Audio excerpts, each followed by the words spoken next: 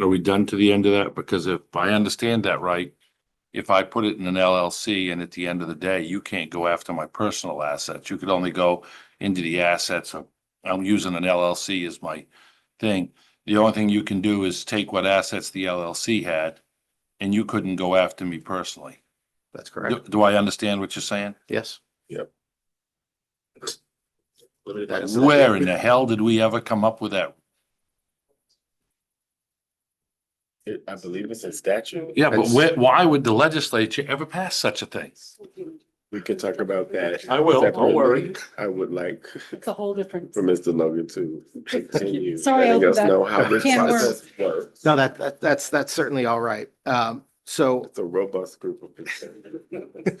What can I Uh, say? So after receiving the informal review decision, if the provider still does not agree, wants to continue a challenge, they have another 60 days, at which point they can request an administrative hearing.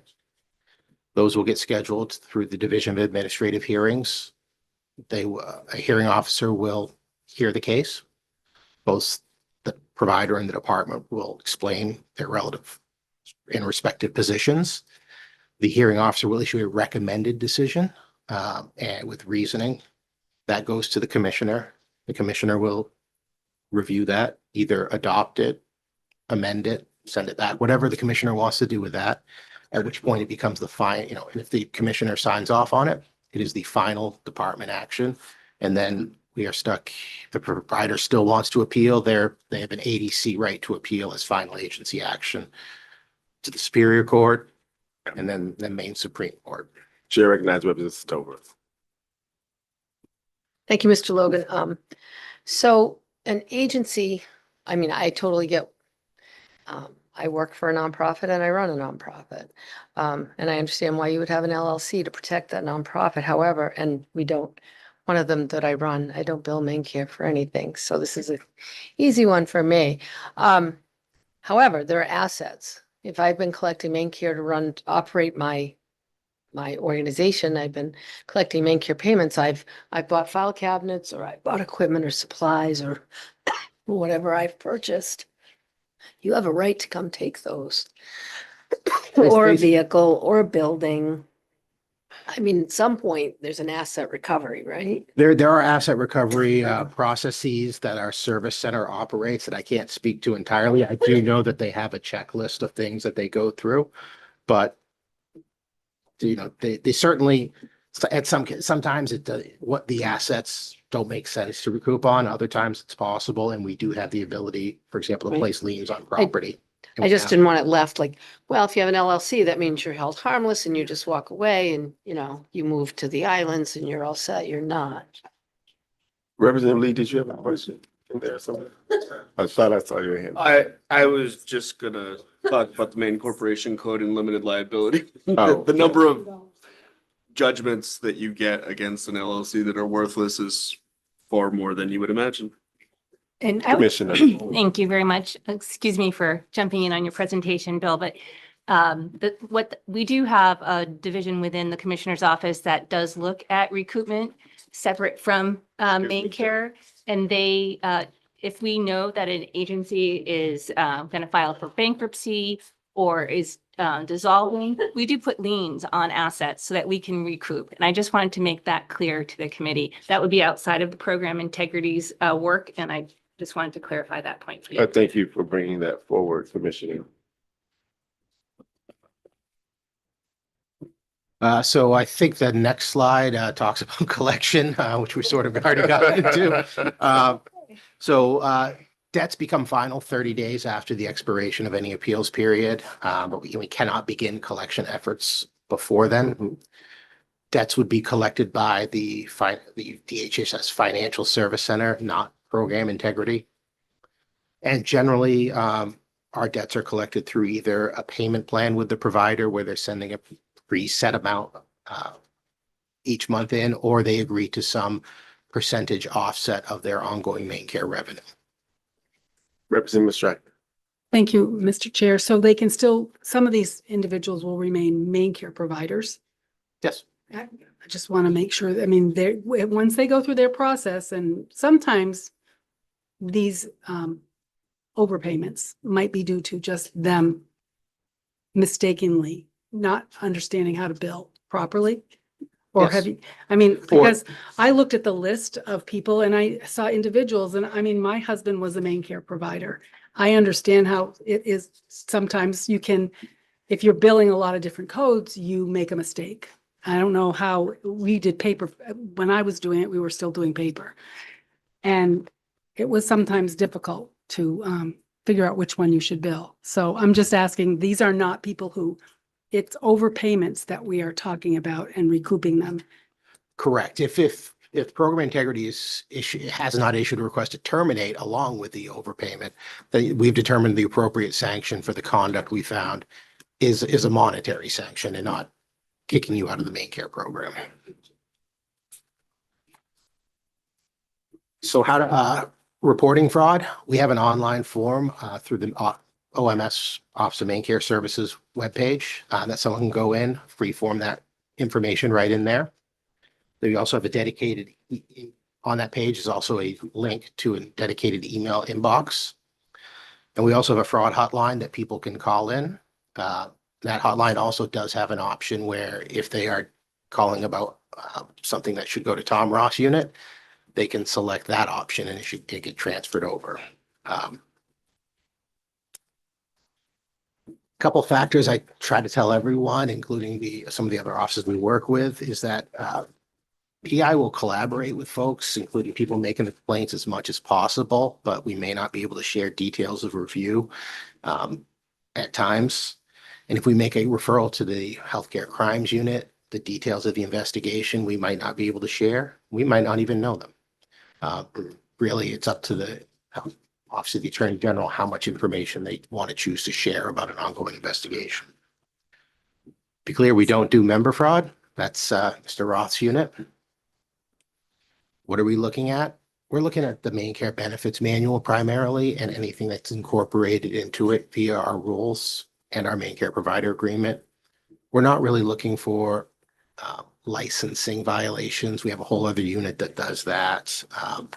Although in some instances, we've incorporated their requirements into our rules. The other thing I tell people is patience. These reviews can take a lot of time depending upon the nature of the service we're looking at.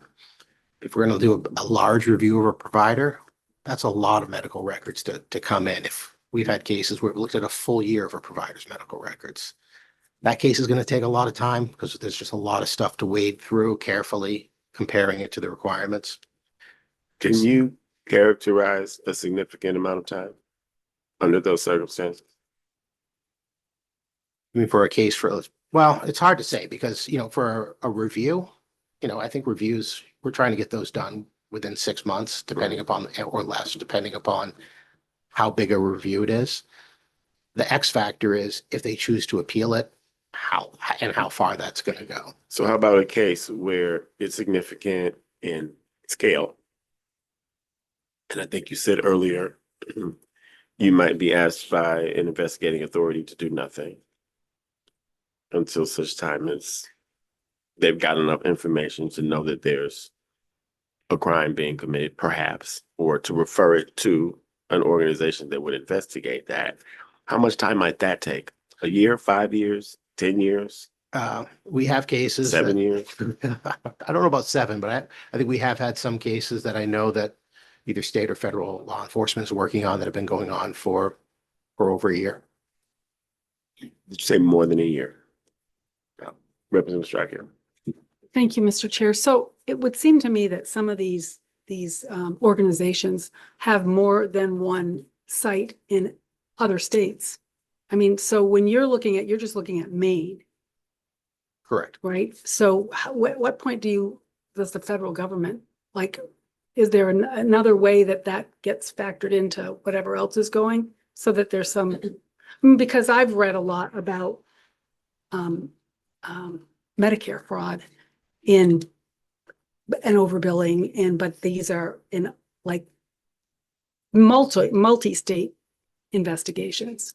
And I just wondered if that factors into what you do.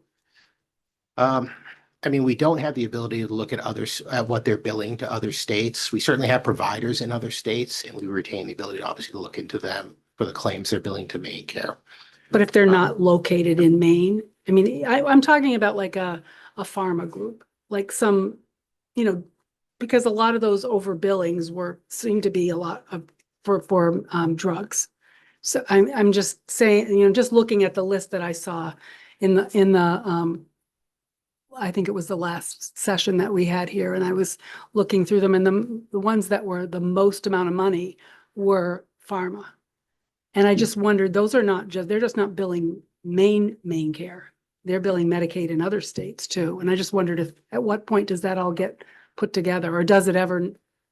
So, I mean, pharmaceuticals are an interesting area and I'm not exactly sure what ones you're looking at. I know a lot of times the issue is whether, I've seen a lot of cases involving whether a pharmaceutical manufacturer is the rate they're, you know, that the federal government or the state governments are paying through Medicare and Medicaid is the same as what it is, because it's a very complex reimbursement system where we typically are the lowest, it's supposed to be the lowest of what their customer and usual and customary rate is.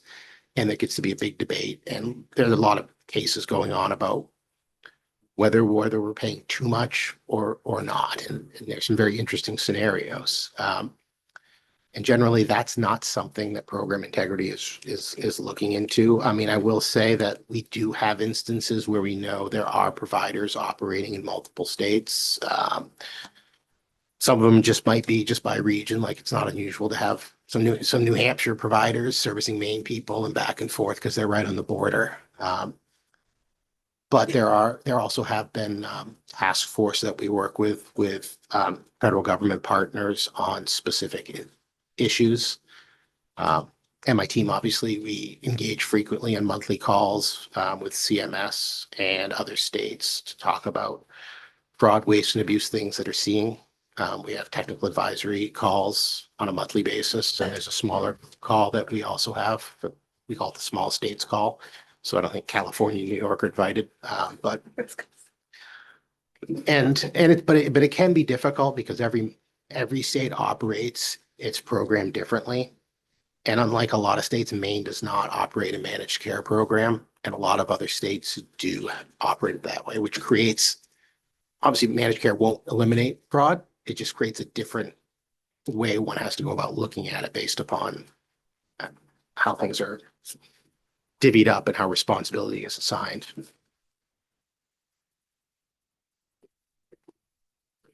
In a situation where, I keep picking on this, I don't know why, there is don't stop payment because we need to continue to investigate.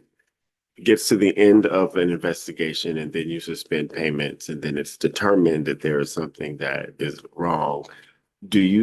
Are you able to recoup the payments that happened in that window of time where you had to pay them out, even though you really didn't want to? The only way we'd be able to do that would be to review that period of time and issue a notice of violation for covering that, because we'd have to establish that debt unless it was established in the course of the criminal proceedings as restitution, and that has occurred. Okay, that's good clarity. Chair recognizes Representative Perkins.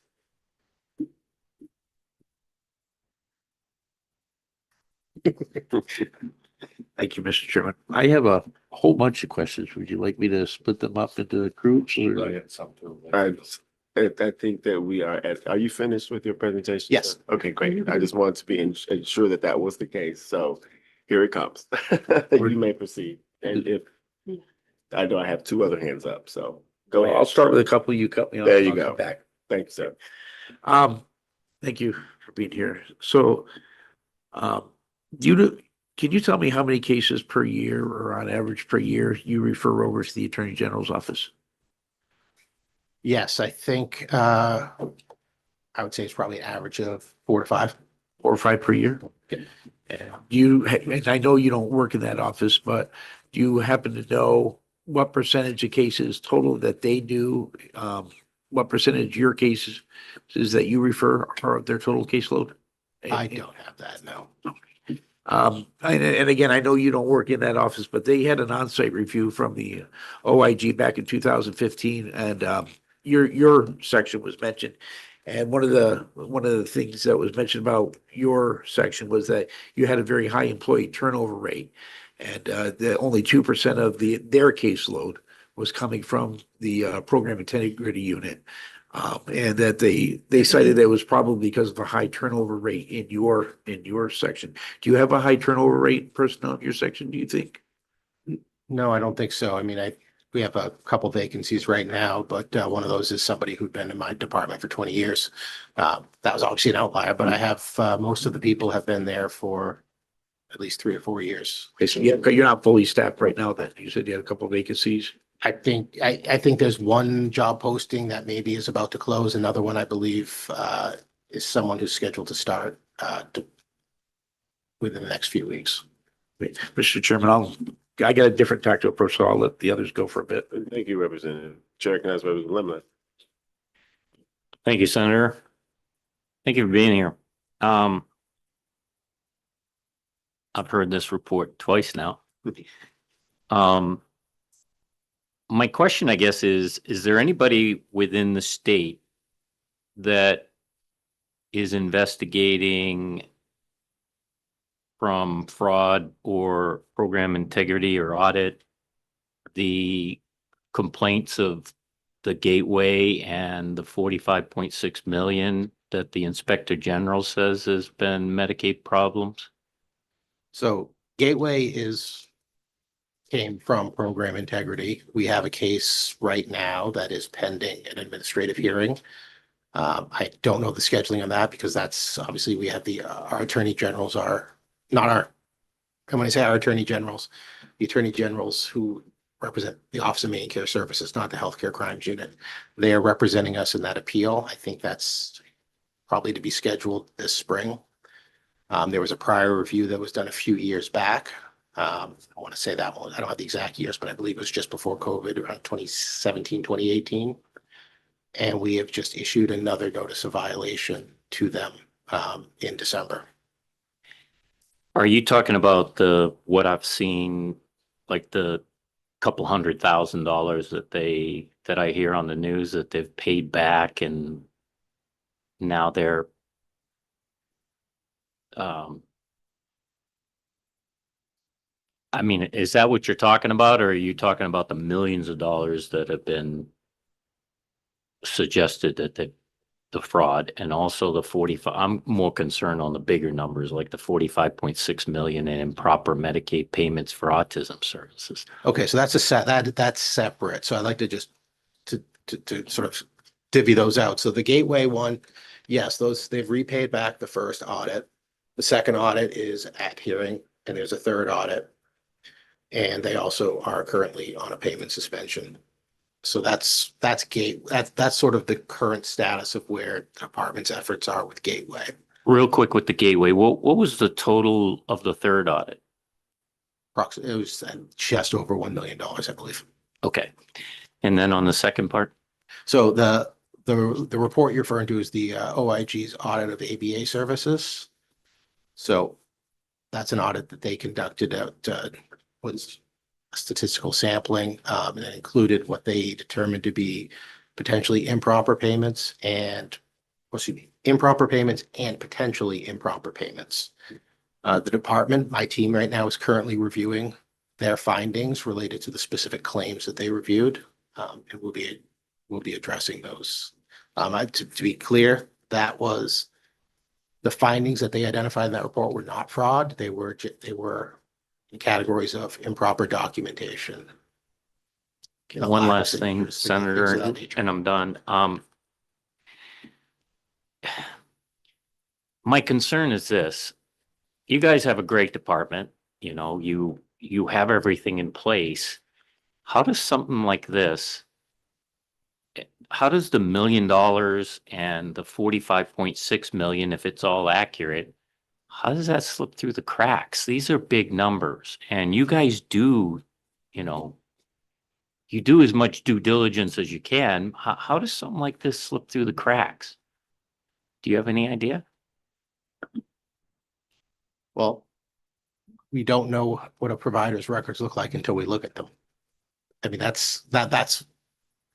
there's a simple answer right there in that don't. Right, but some of this isn't just now, and my only question is previous audits that you've done, how didn't this come up in the previous audits? Because this isn't all just the last 6 months. This is. So that's just my concern, how it was missed in the audits done by the department. That's all. And which are you referring to, the aviator? 45.6. We have done audits of those providers. Not every provider receives an audit, but we have done audits of that provider that I did identify some things that I think did align with the findings of the feds. The chair recognizes Representative Lee. I want to dig into the 45.6. Again, no fraud involved. That's mostly just paperwork errors, correct? That's what the findings were, yes. And you said procedurally, right now, the federal government has said that it's 45.6 million after their review of records. They haven't reviewed medical necessity, right? The understanding is they reviewed medical records from providers for the samples they chose. So they picked ABC Healthcare and said, I want, the way they did it, they do it on an enrollee month basis was their process. They said, I want all the records for John Smith for January of 2026 and any others they wanted to do that. They looked at 31 providers, I believe, if memory serves. Mine's more of a math question. So the 45.6 assumes that they would be entitled to 100% recoupment, and the state would be entitled to 100% recoupment on all of those violations. Is that accurate? No. It's not accurate. No, we're in the process of validating that. In some cases, I believe they indicated 100% recoupment. In other cases, I believe they were doing a 20% recoupment. But theirs was a statistical sampling. And then they extrapolate from that statistical sampling that there's more violations than the ones that they found, right? Correct. And now you're going through your process, and in going through that process, you're reviewing those records, and in your review of those records, are you going to seek recoupment of all amounts that you can justify? Yes. And then the notion is you'll then overturn the federal portion of that back to the federal government and retain the remaining state portion from those providers. Correct. Thank you, Representative. Senator Turley. Thank you, Mr. Chair, and I don't know. I guess you're sitting in the seat, so somebody will come up and bail you out if you need to. But in the letter that we wrote, because the 46.6 or whatever, 45.6 million. But right now, as I understand it, the federal government is asking for $28.7 million back as of today. I have not seen their request For a for that total. money. I think the OIG recommended that we refund. Yeah, and the OIG found that 100% of all their records were that you guys had failed on. Is that, as I read that, failure rate? Not a department failure rate. You said you guys. Well, the department, So well, they were, I would have to go back and look in at their it. investigation, because I kind of get the record. We're in the process of verifying right now whether or not we agree with their findings. But I think they did find a fairly high rate of an error. It's hard to tell because they didn't provide specifics and they're working off an entire month of records. So I don't know whether till the review is done, whether there's one instance in the month where they found a document not up to snuff that gets put against all claims for that month, which is not something we would do. I don't think that's statistically valid. Because there's someone who served on the appropriations board for 4 years, that's gonna put a little hole in the budget coming in. But to carry this forward as the question, and my good friend, Representative Lee beside me said it's not fraud. I guess it's probably not fraud, it's just really poor business practice. Is what I guess I would refer to it at this point in time. Would you disagree with that? I mean, to find these bigger numbers and this bigger mistake, would we may not call it fraud, but we've frauded the Maine taxpayers out of $27 million. Would you not agree with that? I think I would generally agree that if the provider's documentation doesn't meet the requirements, that yes, they have some bad record keeping issues that they need to address. And I guess my question is, and this doesn't even get into my whole letter, but we'll get into this part of it here today is, you know, what I really learned today that scares the ever-loving daylights out of me is that these people that are gonna owe you $1 million in the last case, I can very easily see them closing shop and running away, and we're not gonna get our money. And the Maine taxpayer is gonna be the loser. Do you see how we're ever gonna get that? I mean, are we still paying? Are we still writing Gateway a check? Are they still billing us that for services? And I hear we say we're not paying them, we stopped payment, but are they still billing us for services? I do not know if they are still submitting claims. It's possible that they could submit claims. If they don't submit But- claims, how are they but gonna they- pay us back? Well, I mean, right now they're not getting, whatever they submit's not going to pay because we have a payment suspension. So there's a function, there's just a functional difference between the submission of a claim and the payment of a claim. So, right? so we don't know if they're still submitting claims today or not? I don't know. Is It's there not anybody something- behind you that can answer that question? Most likely not. I think it's, we'd have to go in and check. Our claims unit could certainly take a look. Welcome back, Commissioner. Bill's correct. I don't know the answer to your question, Senator, That's okay. but there are people within OMS who could answer that question and we can circle back to you. But I think it's important. Sorry, I didn't mean to. No, go ahead. It's important to note that we are no longer paying Gateway for any services. That's what the notification of suspension of payment is. They could be submitting claims, but those claims are pended. They will not be paid until the case is finished. Can we Proceed. Can we also find out at that time what the total bill for Gateway is at this time for claims of what they supposedly owe the state? Because I hear it's $1 million on this one and 100,000 on this one. I hear some they paid back, some they haven't. If we could find the total amount owed to Gateway, We can report that back to you. thank you. Thank you. Chair recognizes Representative Perkins. Thank you, Mr. Chair. I'm gonna push back because I think you're either being obtuse or you're blowing smoke or something, because to say that they did not provide detail or that this was simply paperwork errors is, I know you've read this report more times than I have.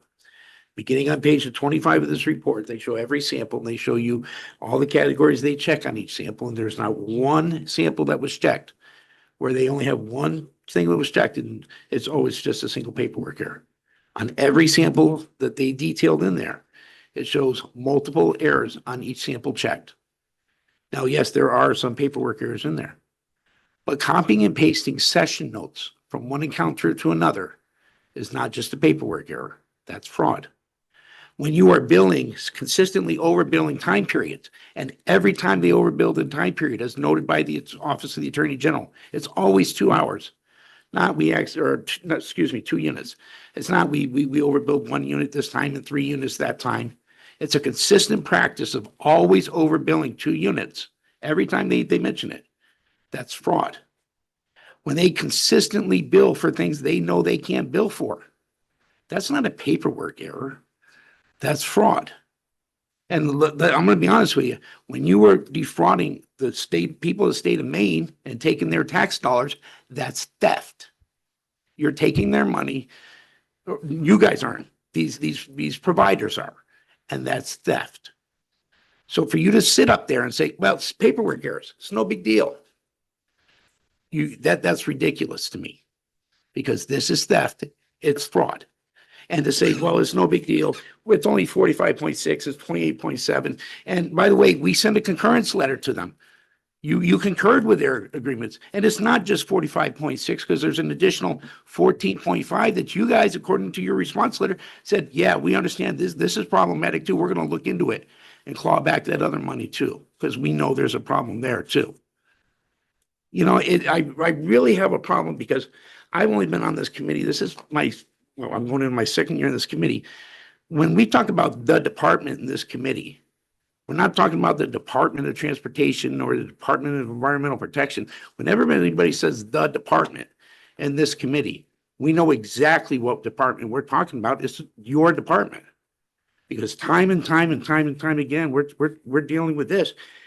The lack of, I'm going to ask you a question now, because I don't want to rant too much, but in PIU, you have two types of reviews. I understand there's a post-payment review and there's a periodic review. Is that correct? According to the slides that you gave us, there are you mentioned post-payment reviews and periodic reviews according to this presentation. Are there other types of reviews? So a periodic review would be a post-payment review of provider documentation. Okay, That's so the primary they're thing. one and the same. Well, when I said periodic review, what I meant to say is that every so often we come up with a plan annually of what we're going to look at in addition to what we receive from complaints. I'm sorry, I used the wrong word, scheduled review. Instead of periodic, scheduled review is the word I meant to use. My apologies. Representative Perkins, what page are you on? I'm on page 26, it's a scheduled review. Page 27 is post-payment review. I just want to follow along with. Sure, my apologies, Mr. Chairman. No worries. My question is, if these were all just grammatical errors, you know, we forgot, if everybody in there, if we went through this OIG audit and we noticed that on this one form, everybody forgot to check box C, we'd know that, oh, okay, this is probably a problem. How often does the department do a review for the purposes of education to make sure that, hey, we're all doing this correctly? Has the department, your unit, ever gone through any of these programs and said, hey, let's just look to make sure that everybody's doing right? Because it's our job to make sure that the government, the federal government, doesn't come after us and that we're billing this properly so that we're not misusing taxpayer dollars. How often does the department do that, Commissioner? That would be what Bill referred to as scheduled audits. So every year they have a plan for which they're going to do a certain audit of a certain number of providers, certain services, and that's So annual. You're telling me, Commissioner, that every year, all your programs go through that review? Not all. I didn't say all, sir. Okay. I said we have a plan. We have a limited number of people in our program integrity, and we have over 4,000 providers. We do a sampling, just like the OIG does a sampling of providers. So I have a hard time believing that when they look at, and according to this letter from CMS, when we look at it, we're looking at, and again, it's not every case that was looked at. I'm sure if you look at every provider all over, you know, Medicaid, but when they look at 100% failure rate, looking at all of these samples in this 100-month period, when we see multiple failures on each sample, I have a hard time believing any of those were ever looked at. And it boggles my mind. It really does. It boggles my mind to hear you sit there and say, it's paperwork errors. There's no fraud here. These are paperwork errors. These are snafus. These are, you know what? I could understand if everybody forgot to check box C. But we have people cutting and pasting session notes.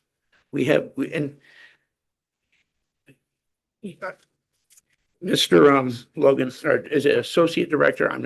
Associate Commissioner, what is your proper title, sir? And I don't want to I'm be. the Associate Director of Compliance in the Office of Maine Coast. Associate Director, thank you. When I'm looking at your slide and you're telling me you use analytics to look for fraud, and we get a letter from CMS saying, here's the analytics, here's what we noticed. We noticed a 62% increase in billing, and yet same number of people being treated. Where were your analytics? Why did you not capture that? When we noticed and all through this report, all through this letter, excuse me, my mouse is getting dry. All through this, they point out, hey, this looks really suspicious. This looks really suspicious. This looks really suspicious. And we get a presentation from you that says, this is what we do. This is our job. And you caught none of this. And I can understand if you're understaffed. I can understand if you're overworked, if you're under-resourced. I can understand that. But then to sit up there and say, this is paperwork. That's what really upsets me. Representative Perkins, we're not saying that this is not important or doesn't deserve to be looked at carefully. That is not what we're saying today. Commissioner, with all due respect, you guys, I've heard it, I heard it there. I heard it from that gentleman's mouth right there. That this is not fraud. This is just paperwork. So when you're telling me, when your representative, you're the boss, when your representative, someone who works for you, is telling me when we have obvious fraud, cutting and pasting session notes, when he says, hey, there's no fraud here, this is just paperwork, that's your department telling me this is not important. He is saying there is not in compliance with our main care rules. And yes, I am the commissioner and it all comes to me, Representative Perkins. Well, So then I you take- have, you I have. take Representative Perkins, direct let the commissioner offense Yes, at the yes. fact that you are saying that we are not being forthcoming. We are here before you willingly. We are sharing this information willingly. And to question the credibility of civil servants is not appropriate. We are not the ones doing the improper billing. We are doing our jobs. You haven't, no, you're not in proper billing, but you're not providing any oversight either, Commissioner. We, I beg to Representative differ. Perkins. Please take a break. I'm taking a break, Thank Mr. you. Chairman. Commissioner, would you like to respond? I take great offense to criticizing my team for not being forthcoming or credible. They are doing their job. We are not saying that this ABA report does not cause us concern. We are currently going through a validation process where we will require the providers that we have questions about to provide us with the information. Our team will go through it. If we find that there are mistakes, we are going to collect that money and we're going to repay the federal government. And we will have the state share as well. And I think it's important to note that since 2023, we have taken steps to ensure the integrity of the program and the ABA services that are provided. We have a new licensing rule that was adopted after this time period, which was in 2023. It overlays additional oversight through the licensing office within the department. We have taken steps to increase our proactive prevention services so this will not happen again. I understand why you are upset. It is a big dollar amount and it is taxpayer dollars. We take that seriously. Thank you, Commissioner. Chair recognizes Representative Lee. I think we're all concerned about overpayment and certainly the recoupment is the priority here. And that's why you're pursuing your process. We're entitled to be frustrated. We're not entitled to make things up. And I've read every single page of this report from OIG. And not in it is an allegation of fraud. There is no allegation being made by the federal government that any of these overpayments was fraud. I read the footnotes of this. This is the third of these audits that the federal government has done of states' programs. They've found substantial overpayments in all three of those states, Indiana, Wisconsin, and Maine. Can you tell me what the Indiana overpayment is alleged to be? I have it. Representative I Pastrana. actually, thank you, Mr. Chair. I actually looked this up. It was 76.7 million. For the And state of, Indiana. how about Wisconsin? I didn't, I was just beginning to look at Wisconsin. They had the same 133 million potentially improper payments in 2019 and 2020. That is before COVID too. So, I mean, some of those, I would say, I'm just saying that that was the total that they had in just those 2 years in Indiana. So that it's more than, it seems to be, I haven't looked at the others, but I didn't look at Wisconsin, but I did go to Indiana. I didn't get to Wisconsin. That's fine. They have a larger population than we do. Representative Lee, you may proceed. I don't have any more questions. I just wanted to establish that there are no allegations of fraud in the OIG's report, and we should not be repeating that word with respect to the allegations that have been made and the recoupment process that is afoot by which the state is going to attempt to recoup that amount of the federal money. And I'm super concerned that we get our state money back, and these providers who have been overpaying should not be doing so. And that is our job. Chair recognizes Senator Timberlake. And just for clarification, OIG didn't say there was fraud, but they did say there was a 100% failure rate. And whether you want to call that fraud or whether you want to call that just a real poor operation of business is two different things. But at the end of the day, somebody's not paying attention to what's going on. So let me, And no, I'm gonna finish. Everybody, this is.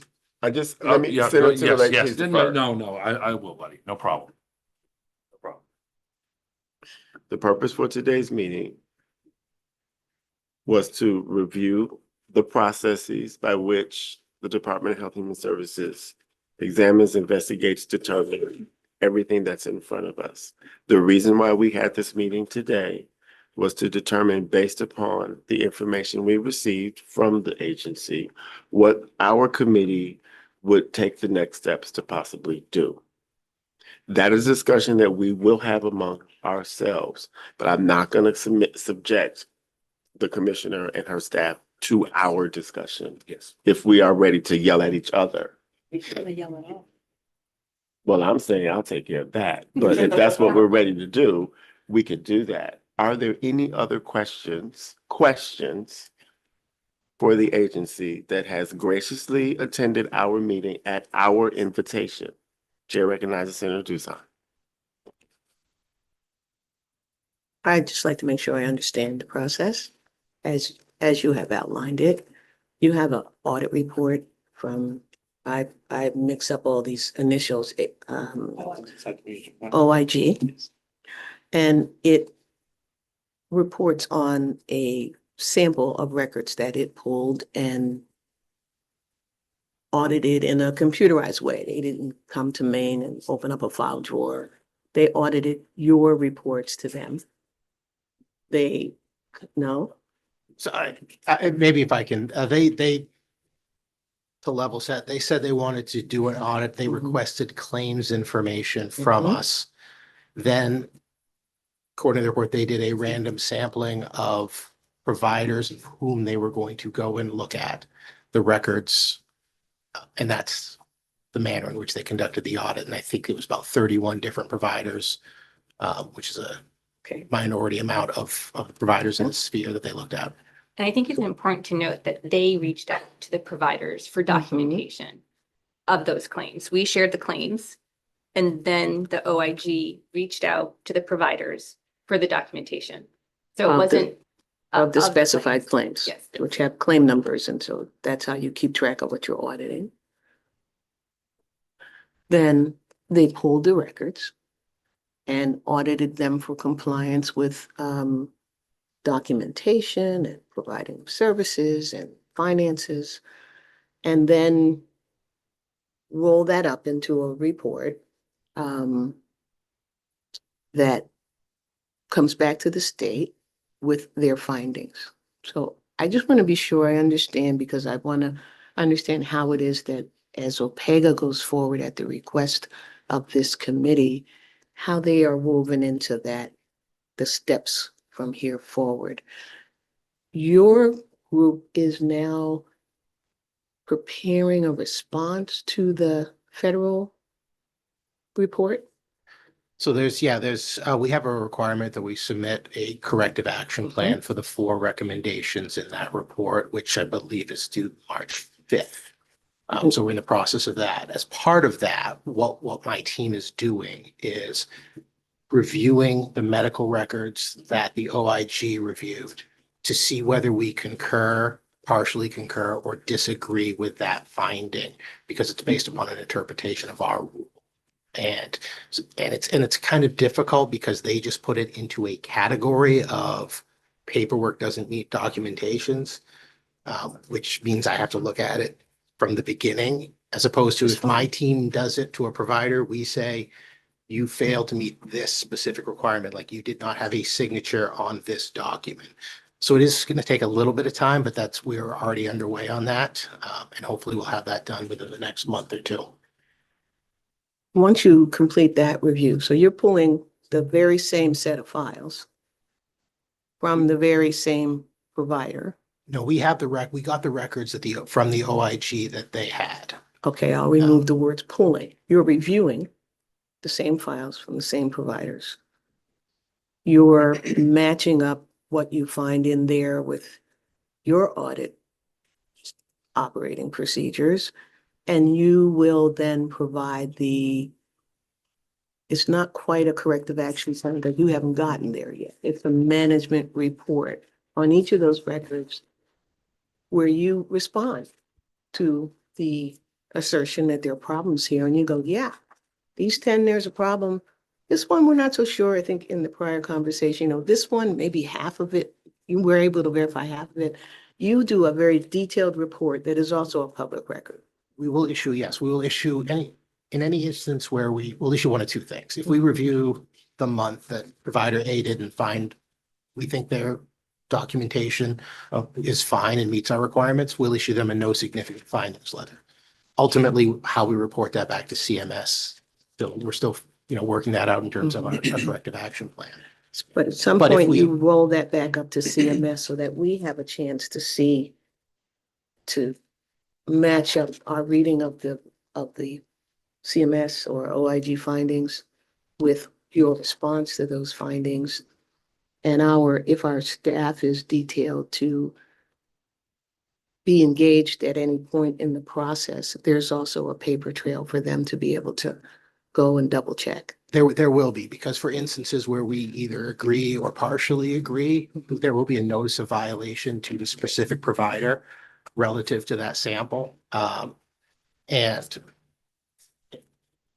I, just based upon my history with these things, the reason why we might issue a notice of violation and then have a final informal review decision with a different amount is because the provider didn't provide all of the documentation for review.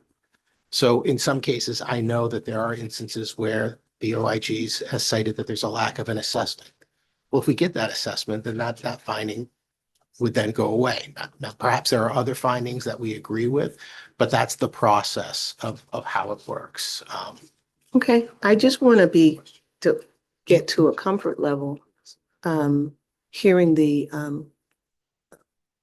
concerns of my colleagues. I share those concerns around accusations of fraud or paper or non-compliance. I just want to kind of can affirm in my own head that the process you're in the midst of and the process we're about to ask our staff to do is going to answer those questions. And I understand that some of the questioning may feel harsh, and my apologies for that. I think that it is coming from a place of people who want to see the right thing done, just as you're coming from a place of people who want to see the right thing done. And so I just want to be sure as we start winding this down, that the details of the audit process are going to get us those answers. And we're doing a good job of pursuing it. And so, thank you. Thank you, Senator. Chair recognizes Representative Medley. Thank you, Senator. Good afternoon, Commissioner. Good afternoon. I just have one quick question for you, if I may. Has your department gotten the SNAP payments to dead people that Mr. Dunlop found? Have you gotten that under control as of now? Would you like to clarify that a little bit more for me, please? Well, Mr. Dunlop in his report, in his audit, he found that there were SNAP payments made to people who have been deceased. Are you aware of this? I am aware of it. Okay. And we do check death records. And now we will, because of that audit, we are changing how often and how frequently we look at those death records to ensure that there are not improper payments made. Perfect. Thank you very much. Thank you. Thank you. Chair recognizes Senator Timberlake. Thank you very much. And I write my question down and we work with them with the question I want to ask you is, do you think there is there is fraud out there and that you could use more auditors to find it. I'm trying to figure the solution to the problem. We've discussed the problem. Now we got to find the solution to the problem. Well, I mean, we do make referrals on an annual basis. So I'm not going to sit here and say I don't believe that there's any fraud in this program. Kind of a skeptic and think there's probably fraud in every government program to some degree. That's fair. But obviously, if I had more staff, I could conduct more reviews. And we would be able to look at more providers and more And- promptly respond to complaints. And is there something we as the legislature can do to tighten up timelines so this stuff doesn't drag out for years? And, you know, I've been sitting here fighting with Office of Child and Family Services now for about 6 years, trying to figure that out. And I don't want this to go in that same type of pattern that we just keep going to the next legislature, to the next legislature, to the next legislature. So is there something we as legislators could do to help you and to help the department tighten this up so that we could get to the bottom of this and we could move on in life and not have to have this conversation and go out and have a nice Crown Royal and Diet Coke together and tell a joke or two? Can we come back to you? I think there are probably opportunities, but Of course you can. think- unless Bill has something off the. on the I'm table as I'm well. gonna let him off the hook. Okay, And here's why. thank you. We have a staff that we may ask in very short order to go and look around. And we know that our analysts, under the direction of our director, bring us reports that tell us all sorts of things about what might be necessary to improve outcomes. So I don't want to necessarily have to put anyone on the spot from the department because we haven't necessarily in this decade done our work. Now, there is a report from a previous decade that I'm sure the director will talk to us about when the time comes. Are there, in the interest of time, and we have one more agenda item, actually two, and it's a long weekend, and I know people want to get on the road. Are there any questions about this matter and only this matter that the committee wishes to ask? The chair recognizes Representative. I'm obsessed with the 45.6 OIG audit because it's a lot of money. Did I understand you correctly to say when OIG does its audit, it doesn't have the same sort of opportunity for provider feedback? They look at the provider records. I know when you do it, you send out a notice saying, here are the violations, and then they can send you additional paperwork to say, no, that one's not an actual violation. We just forgot to send the paperwork. Here it is. Do they have that opportunity on the OIG audit? No, they're not actually transmitting their specific findings to the providers. So that's the process we have, because obviously we're directly auditing the provider. And then when we issue a notice of violation, and if it was for missing or improper documentation, and I don't want to minimize documentation, I think it's very important, especially because some of our members we serve are nonverbal. They may have intellectual disabilities and have a hard time being able to communicate to subsequent providers. That it's very important from my perspective that all Maine care providers are accurately and properly documenting the services, not only from the fiscal control side, but also the member side, because these have future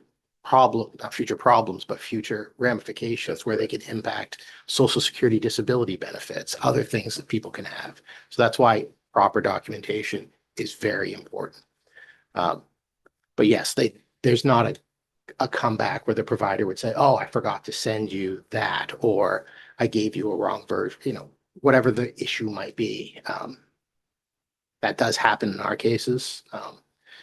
And it may be, there could be a potential issue where the OIG did not use the vernacular we use, and there was some lost in translation.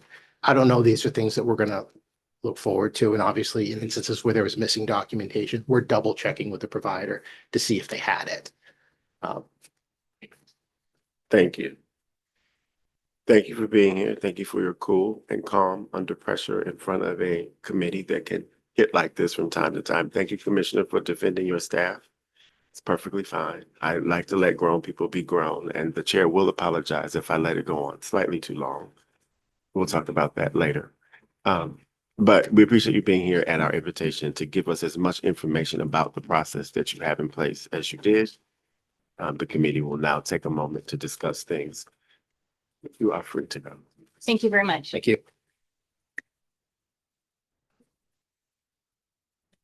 In the interest of time, we will move right into a discussion about what we may request of next steps on the matter that we just took up. However, before we do that, I would also like to ask Senator Timberlake if you are still willing to take the witness chair and present your letter today at the end of this, or would you like to postpone that particular part of today's proceedings until I'm not suggesting we have to. I'm asking you the question because it's on our agenda and, well, we're getting into a little bit of a late hour. I'm more than willing to put it off because in honesty, Senator Farren was supposed to be the one who presented it. But if you want it done, I can do it. It doesn't bother me, but I'm more than willing to put it off. Okay, we will cross that bridge. Committee, we have just had a presentation from the Department of Health and Human Services. Senator Dusan had probably had to leave. She certainly asked some very intelligent questions toward the end. What is the will of the committee regarding next steps on this matter? The chair recognizes Representative Mastracchio. Thank you, Mr. Chair. I guess, especially in light of Senator Dusan not being here, I would really prefer that we think about this for a bit and at our next meeting, maybe revisit it, because honestly, I'm not prepared to know what I would go forward with. I'll be honest. I mean, there's just a lot of moving parts here, and I think that a little bit of thoughtful work over the next 2 weeks might benefit. Anyone have better any product. objection to that? Chair recognizes Representative Perkins. I don't have an objection. I was gonna make a motion to table it. Oh, and you don't have to We make a don't have to, motion to make a disregard. table. No, we're not gonna discuss the matter and figure out what to do. We'll take Representative Mastracchio's suggestion and let this marinate, to use the word of another committee chair, in another committee, for a bit before we take it up. And given that Senator Farren is not here today and who would have presented agenda item number 5, we will also put that on a future agenda when we know that Senator Farren can be here. And so with that, the chair would invite Director Schleck to come forward to present his report. We're not quite yet adjourned, everyone, so just be still for a few more minutes to give our director his deference and respect so that he can walk us through his report, discuss other matters, meeting dates and planning, and anything else he would like to bring to our attention before we adjourn for the long weekend. Welcome, Director. Thank you, Senator Hickman, Representative Mastracchio, distinguished members. Just very briefly, on the next meeting, subject to the chairs, I will be delivering to you our next OPEGA report on the timeliness of childcare payments for children in state protective custody. If you'll indulge me briefly, for the benefit of the public especially, I just want to make sure it's very clear what the scope of this review was, and so what the expectations may be as to what we will be delivering in 2 weeks. As the committee members who were here in April of 2025 approved, by what standards and requirements, if any, is the timeliness of DHHS payments for foster children in daycare measured and managed? We'll have an answer on that. And B, how has DHHS performed relative to any standards and requirements, or in their absence, as the case may be, and as indicated by sampling and testing methodologies for performance time frames chosen by OPEGA? You're actually going to see sampling and things of that nature that you have sort of been reading about in the OIG report on autism services. So we have done our own sampling and we have answers on that. So it is looking across a range of transactions. It is not focused on any individual. It is a focus on the range of transactions. The other piece in deference to our tax team who does such a wonderful job. And I usually they do such a wonderful job. I let them speak for themselves, but I'm just going to speak for them today briefly to let you know. You may recall there's also this 30-day process that we're trying out for the first time with the tax committee. And there's an affordable housing tax credit. And there's some notion in LD 2116, Representative Rana's bill, that would remove the sunset. So in the course of that, there's now this new provision at the end of the OPEGA statutes where that committee can essentially commission a 30-day report back on sort of readily available information to help them analyze that. The way the statute is written, the timing, we really want to meet that 30 days. So we will, as a practical matter, deliver it to the tax committee, which the statute says to do. We will deliver it to you simultaneously. And then at the very next opportunity, be prepared to give you a presentation, as much or as little as you like. So again, just to review, February 27th is the next meeting subject to the chairs. And if you will indulge one personal process comment, which I did bring up last time, but in light of today's discussion, I just want to mention, I know you've had a full day already, so this really is it. As committee members who've been on an office committee for many years, and those who are new may also know, we are a modest but mighty group. And so if there are desires to reprioritize the work, all of these topics are very important. We understand. So we would just be looking for clear guidance. And I only mention that for one very practical reason, and we are here to serve you no matter what you decide. But there are phases we get into in some ongoing reviews where it is a little trickier to just sort of stop and start. And we're sort of entering phases with potatoes and Juniper Ridge, where it's just, we would welcome as soon as reasonably possible a clear direction that if you really want something of all these other things we've been talking about sooner, we just would like to sort of go through the process of that and get that clarity. So in the meantime, just understanding where we are. So thank you. Always appreciate that, Director. Chair recognizes Senator Tippett. Thank you, Mr. Chair and Director. Just quickly, in my only role now as the liaison with the Taxation Committee, and this one had a discussion the other day where I brought up the conversation that we'd had here about making sure we're able to better track large tax credits and receive information about those that access them that is not violating any kind of confidentiality. That committee thought it was a great idea, and we did apply some of those reporting guidelines for an expansion of a bill that we looked at with the tax credit, but they also asked for a more formal set of reporting requirements that they could add as a clause to every tax credit program in that vein. And they tasked me with coming back and asking you and your tax experts what that should be. So I'm doing that now. And if I just may, and You our may. team will have heard that as well and record that. And if you just permit me one brief response on that. I just want to clarify in case it's not always completely clear. The legislature in prior years, when creating the new tax expenditure review function, graciously gave 2 dedicated FTEs to that process. So when I say we want to reorder, it's the non-tax. Those tax folks are always there doing the work that's tax. And then we are on the other side of the equation. So just so we're clear, it's not good. Whatever I just said is not going to impact those people who are working away. So. Thank you, Representative Strachan. Thank you, Mr. Chair, and thank you for clarifying that, because I also, when we go back to when you tell us where we're at with the potato and the Juniper Ridge, because those were done for a very specific reason because of things that are happening. So for me, it's about you being really honest about what will happen to those if we reprioritize, because I know that those are there for very good reason. Thank you, Representative. Any other thoughts, questions, or concerns? Well, I hope everyone enjoys the long weekend, including the staff that has worked so hard. Yeah, happy Valentine's Day. Well, anyway, you don't know that this is a long weekend, Senator. I'm so sorry. President's Day is Monday. I'm so sorry. I just don't know what else to say. Other than that, Without objection, the Joint Legislative Committee on Government Oversight stands adjourned. all of